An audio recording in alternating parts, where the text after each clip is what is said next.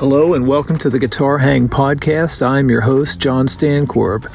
Well, it's Season 9, Episode 3, and today's guest is a true icon of innovation and artistry, Phil Manzanera. You know Phil is a legendary guitarist for Roxy Music as well as a world-class producer and songwriter whose influence spans decades.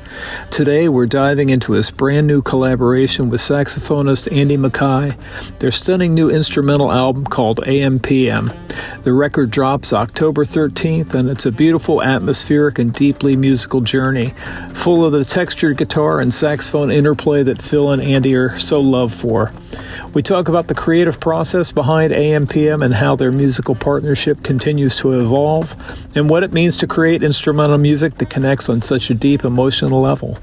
So plug in, settle back, and enjoy my conversation with the one and only Phil Manzanera right here on the Guitar Hang Podcast. And doing it, creating it out of nothing, really, sort of, you get to listen to the silence in between, and you appreciate that as well. It's a funny listen, Yeah.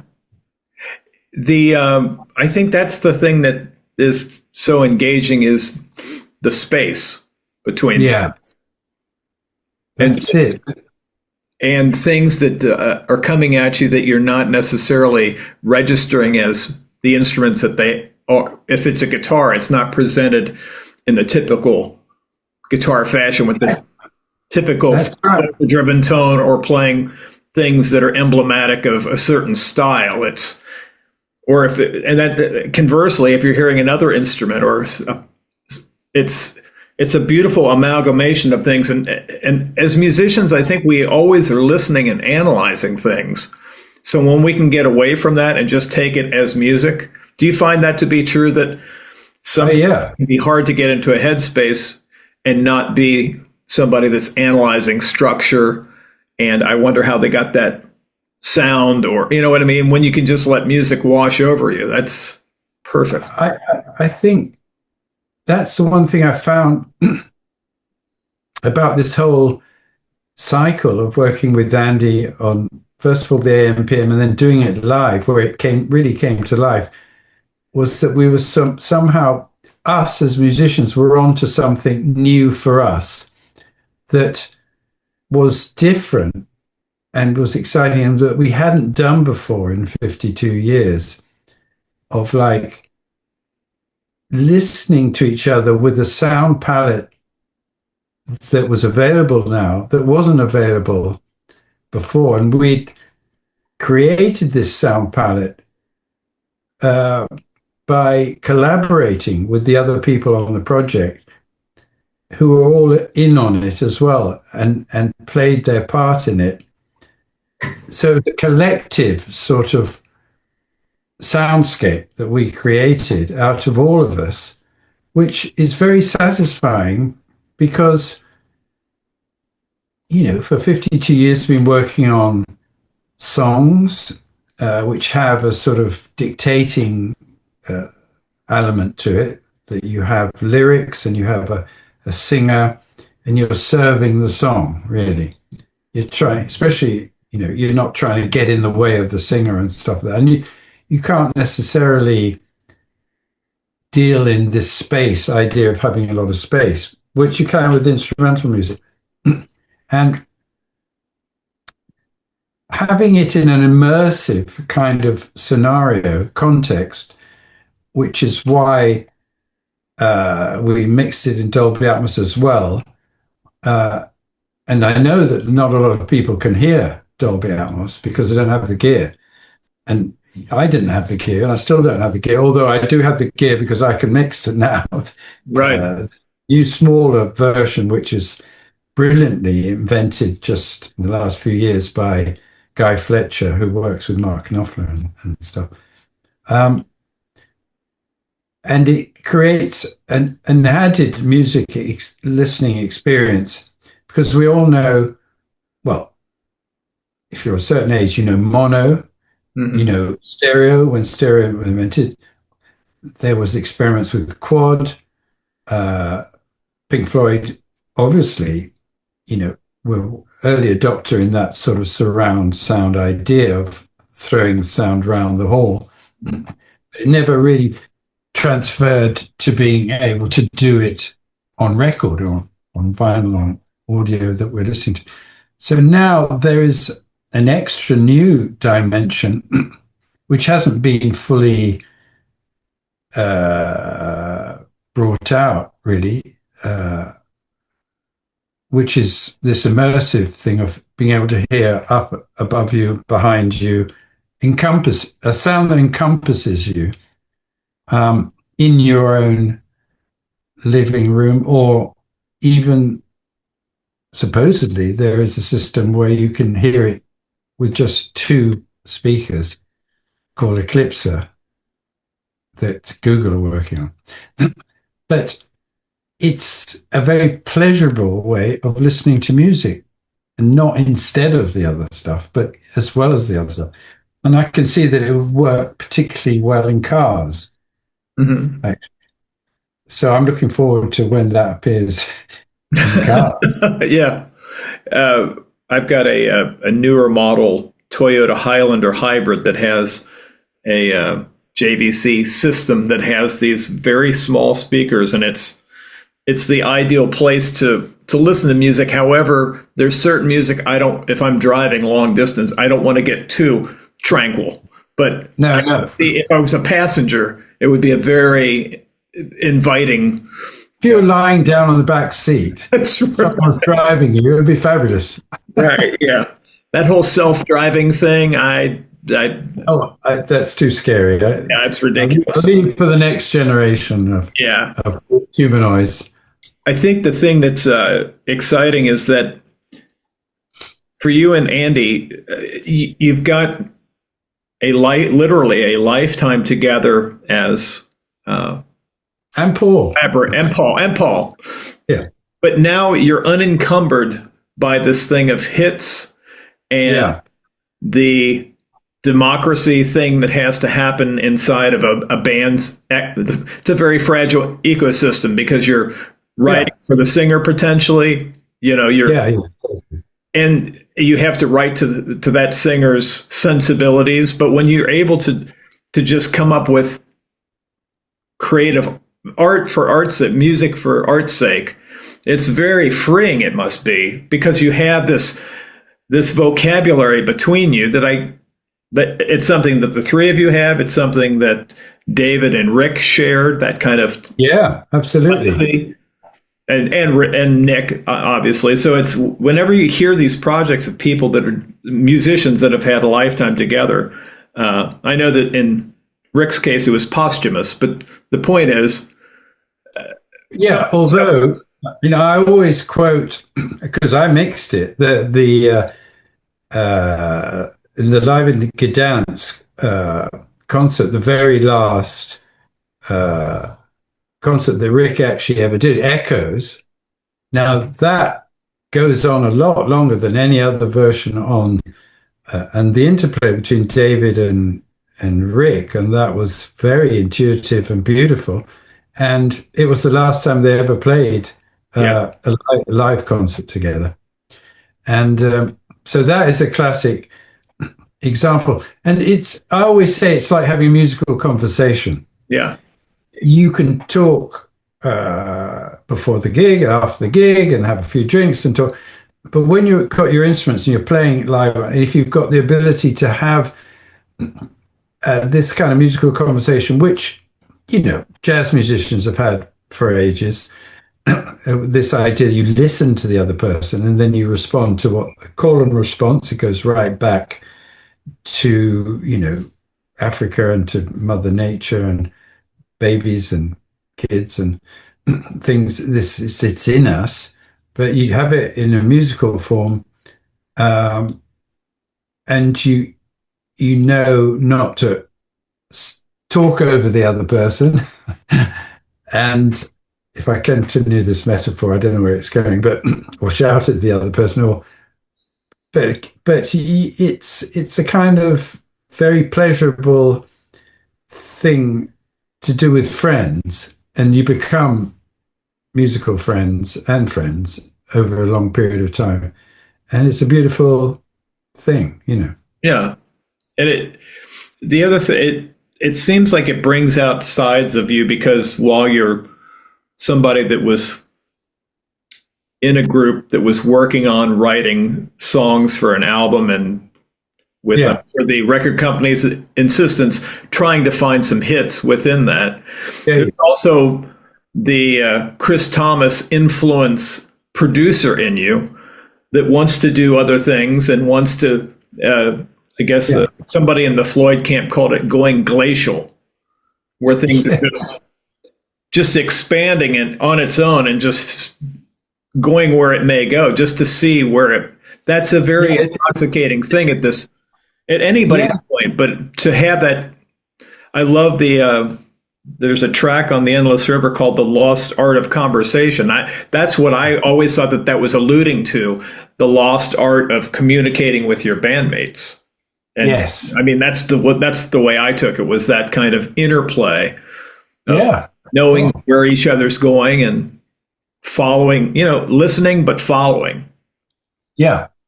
So I'm reacting to where they're going and saying, this is fun. I'll join you in this. And then, well, let's go to the right now. And then they follow you. I don't know how far we go with these metaphors, but Right. When you're trying to find ways to talk about instrumental music, you have to end up with these kind of things. When you're dealing with songs that have lyrics and there's a whole sort of literary side to it in some sense, a meaning from that point of view, it's kind of easier. Mm-hmm. But when you're dealing with instrumental music, to describe it, well, it means different things to different people, and right. Which is lovely. And it's not so fixed. But when it's also improvised, you don't know where it's come from. It's come from inside your brain, and you making a series of decisions to go, if he plays that, do I play this or do I play that? Or do I just play? And a lot of it is I just play. And right. Then it comes out and you think, oh, where did that come from? And that for a musician, makes it fun. Yeah. It seems like there's so many players that came up at a time where, in an early age, Hank Marvin was a through line, that melodicism, that kind of treating the instrument as a vocalist. But a lot of folks took that in different directions. Jeff Beck took it in a direction. But the thing I admired and I love about your playing is it's got the Latin influence and classical influence, but it's a melodic thing that's unencumbered by what I would call pentatonic noodling.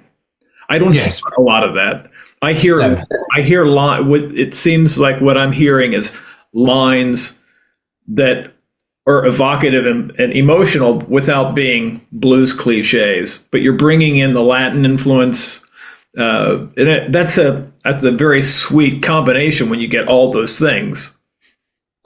Yeah, I think that's right. I mean, it is very tempting to, if you're just marking time to go into your blues sort of little riff thing that you've perfected over many years. So you're sort of marking time before going off somewhere else. Is a sort of you're coming back to that. So I can see that as a sort of, and I hear that in a lot of guitarists playing it, but it's a touchstone, and then you're off somewhere else, and you come back, and then you're exploring as well. Right. And there's sort of jeopardy in it because it could go horribly wrong. Sometimes it does, and you regret it. But sometimes it goes really well. Yeah, with the live performances, I love the influence of having violin and having a second supportive guitarist, and there was a very fresh energy at that. Very fresh, yeah. March 22nd of last year in Soho, I guess. Yes, in a small venue, 75 people, a little screening room with a big screen, comfortable chairs, 7.1, which you would have in a normal cinema type of sort of system. So everybody collaborating, the sound engineer, also musician, collaborating, changing things, putting them around to the different speakers. So it was all new for all of us, and everyone was reacting in a different way to these things. And you don't often get the opportunity to do that. And we just sort of didn't have a lot of rehearsal at all, virtually none. And so it was pretty spontaneous, the whole thing. It just relied on creating a willingness in us and the audience to, they didn't know what to expect, and we sort of didn't know what to expect. And luckily we recorded it. Yeah. And whether we could ever do it again, I don't know. There's been talk about doing some other gigs. They would be different. It's quite sophisticated technically.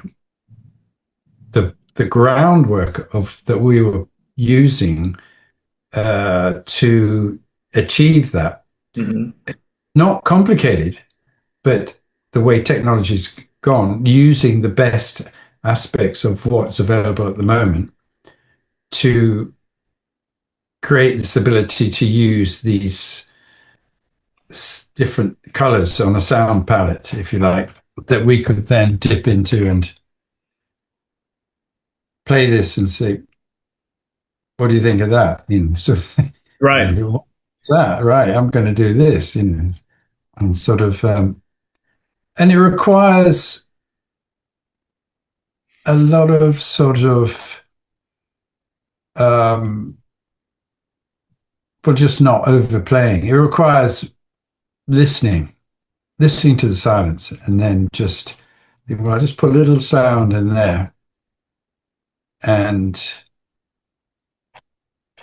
yeah, so it is different, and I guess we didn't really realize it at the time, but now listening to it and bringing it out, I'm very pleased with it.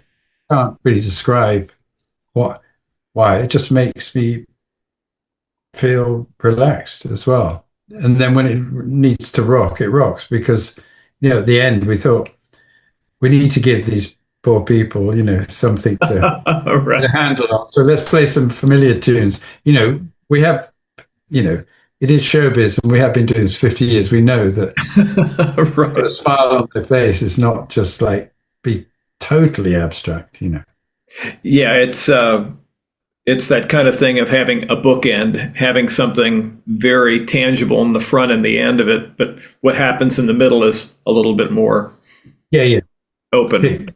Yeah, exactly.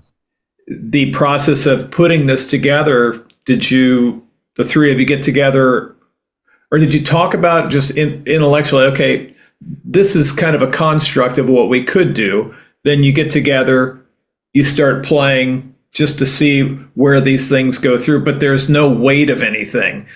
Is that kind of the way that it happened, the way that it unfurled? It was just... Well, if you sort of dig down into the nitty-gritty, we said to Mike, who's the engineer who helped us with the NPM, let's have this track called Ambulante, that we couldn't even remember the titles, quite frankly. So which one is that? It was that difficult. But let's take a certain element of it and play that off the computer, but everything else will be improvised around it. Mm-hmm. So there is something there. So it wasn't totally all improvised, whether it was the groove or some aspect of each song, so not song piece, as a starting point. So at least we've got some structure, because, we don't want it to be like free-form jazz or free-form, instrumental completely. So, when you start building that, but there wasn't any time to rehearse it. Right. So we'll start with these little bits on each track. And the main thing was, don't go on too long. Right. Let's make each one about 3 or 4 minutes maximum. Let's not have large long bits. So we'd do lots of little numbers, and we'd have a visual context for each one that was different, which, gradually putting up the videos on YouTube. There's about 8 of them now. I'll gradually put them all up. You can see what it was like in the room. Yeah. I was looking at that. I was like, I was marveling at that, because I think Yaz and Nuana were the only that was the longest ones, and those were between 5 and 6 minutes. So yeah. I thought that was great, because it's giving all the interesting stuff in a construct that's manageable. It's not like there's 18 minutes of no, exactly. But each thing had that's the thing I loved, is each thing had its identity, and it's a little unique gem that you could just listen to it on its own and say, oh, okay, let's move on. Excellent. I found it very fun to check out each one in a series and go, okay, these are all related. There's a through line, but that yet you could listen to them individually, like people listen to Spotify, and if it was in between other songs that they knew, it fit right in. I was like, gosh, but I don't think you could have it any other way, because that's where you come from, is that idea of great musicians that are also have 40 or 50 years of coming from crafting songs. You know how to tell a story. That thing is, you're trying to tell something. It's not just having a session of 20 minutes of just blowing over changes. It's a very interesting. These are nice little chapters in a book that all seem like, when you enjoy the set, they all make sense, but individually they work too. So it's kind of special. I like that analogy of like chapters, like short stories, a series of like short stories. I might borrow that. Thanks. Yeah, absolutely. Seth is one of the tunes that grabbed me. I just love that tune. I liked it, and I also did the video, which is basically a lot of footage from me in Havana. Yeah. So for me, it had that sort of hot Caribbean night sort of feel to it, and I slowed down the video, and it's actual footage that was taken in the streets in Havana and stuff, and it seemed to just had a sort of cool groove to it.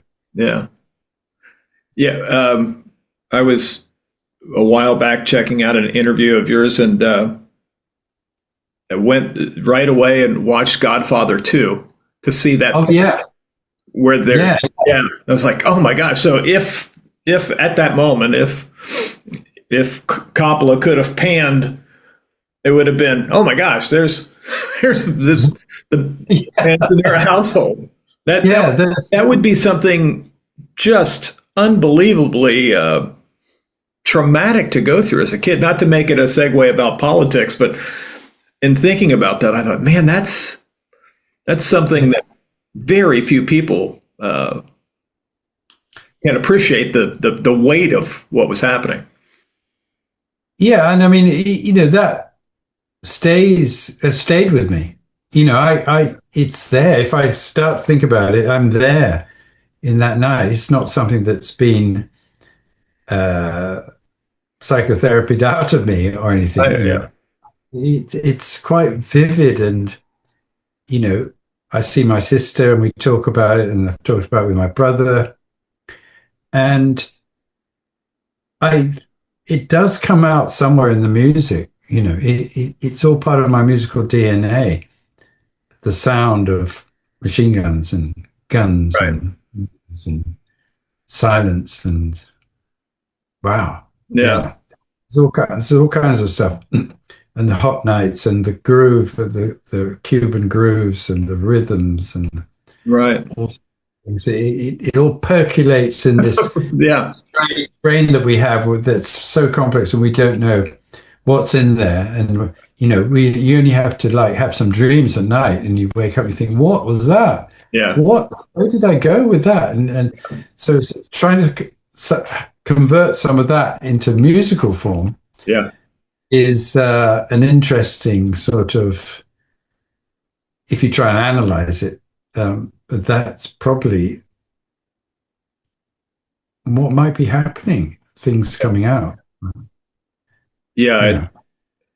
The experience of having those things as a young child, I read your book and I thought to myself, that journey from there and all the various things, meeting David, Yeah. in '68, having a lunch, trying to find, and then ending up in Roxy Music, and all the other things that you've done until that. To me, that seemed like a screenplay. It seemed like that read to me like I could see a movie. Of course, they do make it. They would probably, if it was a Hollywood thing, they would kind of massage it a little bit to be friendly to becoming a popcorn movie that many people could enjoy. But I thought that's a colorful journey in anybody's imagination. I mean, it almost seemed like, wow, can that be real? That's what a. I know. I sometimes, because I do these book talks, and actually I'm coming to America to do some more next year. I'm actually doing one at the Roxy in LA, and apparently no one from Roxy's ever played or performed at the Roxy. No, so I shall be one of the first Roxy music to play at the Roxy, and then in San Francisco at the Great American Music Hall. And I play and I talk about in the book all these things, but since finishing the book, I've discovered a whole bunch of other things that, that my actual grandfather on my father's side, who I thought was British, turned out to be not my real grandfather. My real grandfather was an Italian musician from Naples, and his father was a musician. So my grandfather was an oboe player, Naples, just outside Naples, near Salerno. Yeah. And his father was a musician as well. So I'm learning where my musical DNA came from. It's absolutely fascinating when we start, because no one ever bothers to ask their parents much about where they came from, and then they die, and you think, oh, I wish I'd asked them about that. Whether they knew or not, I don't know. But now, with all the computerized stuff on Ancestry.com, you can trace where you came from. And it's a real old hodgepodge mixture of stuff in my background. And, that's part of the reason I wrote the book, was to try and make sense of how I ended up in Roxy. I ended up as a musician and why I am a musician and doing music, and you find out these things. You've got all those guitars on your wall behind you. I bet you if you did some digging, you'd find some musical DNA somewhere. Oh, absolutely, yeah. I mean, it's sort of life enhancing in some ways. That it's not totally random. Yeah, it seems like. When you're in these things, the ups and downs of life, it seems like life couldn't get more crazy or unpredictable. But then over time, you look back and it's like this beautiful mosaic that there's no way that we could have orchestrated that. That is to that.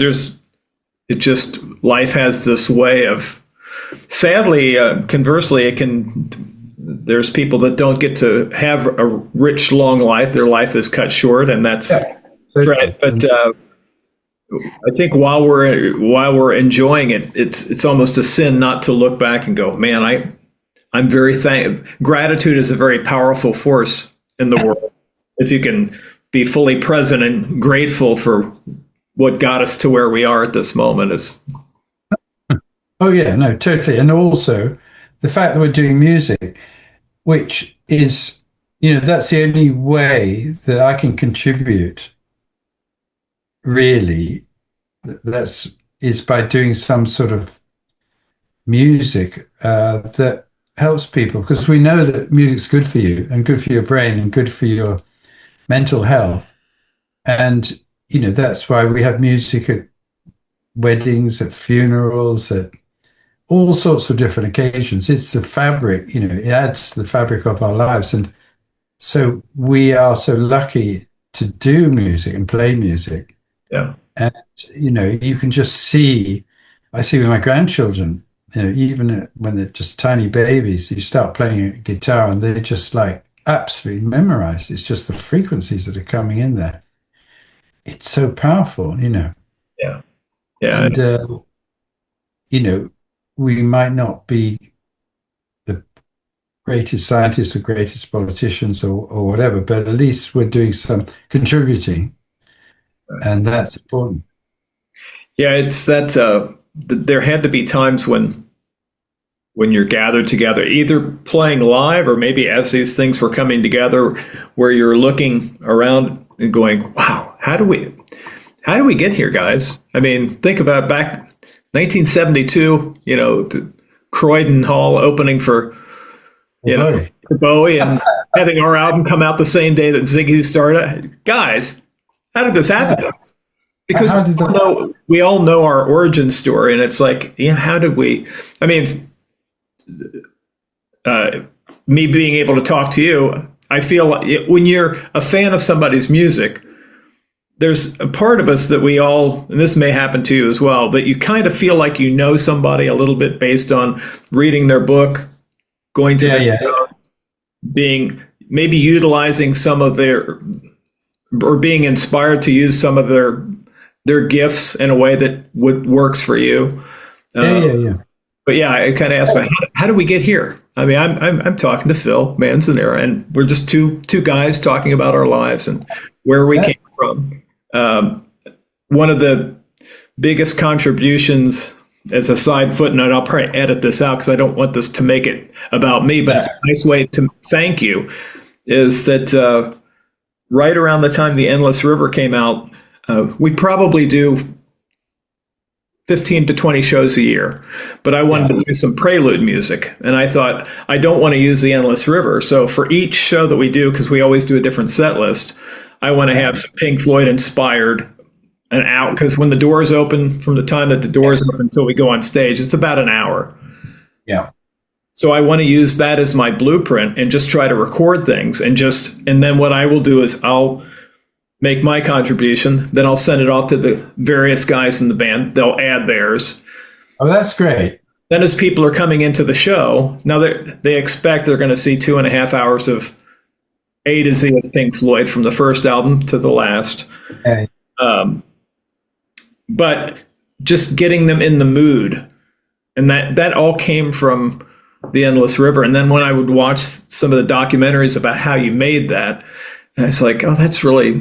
Now, again, I know that you were sifting through pieces of stuff that was already recorded, but the idea, the concept of doing that, and what you've done brilliantly with AM/PM it's very inspiring because there's something very freeing about doing music in a way where it's not about commerce, it's about trying to move people's emotions. Yeah, totally. To create something beautiful. Yes. Yeah. But I don't think it would have dawned on me, because I had listened to ambient stuff. I had listened to some of Brian's recordings, songs for airports and things of that nature. But this was a different thing, because it was a guitar player that was speaking my language. That sometimes when you hear another guitar player do it, it's like, okay, this makes sense. So. Are you guys still in Wisboro Green? Yeah. Whenever I come to see, I go visit Tim and his wife in Cornwall. Yes. Tim and Andy and some many of those folks know you, and he said, he said if you do talk to Phil, tell him I said hey, and he said I think he's still neighbors with Polly and Dave. So next door, yeah. Absolutely. Although when I say next door, it takes 10 minutes to get to his track because it's land. But yeah, absolutely. It's rather sweet, really, that, we're so next door, and we know every time I go to the shops, I say, what's it? you're doing in there, but no, it's very, very nice. Yeah, it's nice to have that connect, because anytime that you can have a connection that's that long, and you kind of have it in the back of your mind that for whatever reason, the two of you were supposed to meet at that point in time.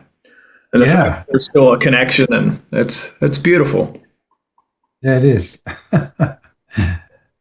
You've been incredibly gracious with your time, and I don't want to monopolize your time. Great. Okay. Well, thanks very much. It's great. We've just been having a chat, which is great. Well, thank you very much. Great to have talked to you. Thank you so much. Cheers. Cheers. Bye. Bye. Well, that's a wrap. A huge thanks to Phil for joining us, and thank you all for tuning into the Guitar Hang podcast. If you love this episode, hit the subscribe button, leave a review, and share it with your fellow music lovers. For more episodes, lessons, and gear reviews, head over to John's Guitar Lounge and follow us on YouTube and Instagram to keep up with everything happening at the Guitar Hang.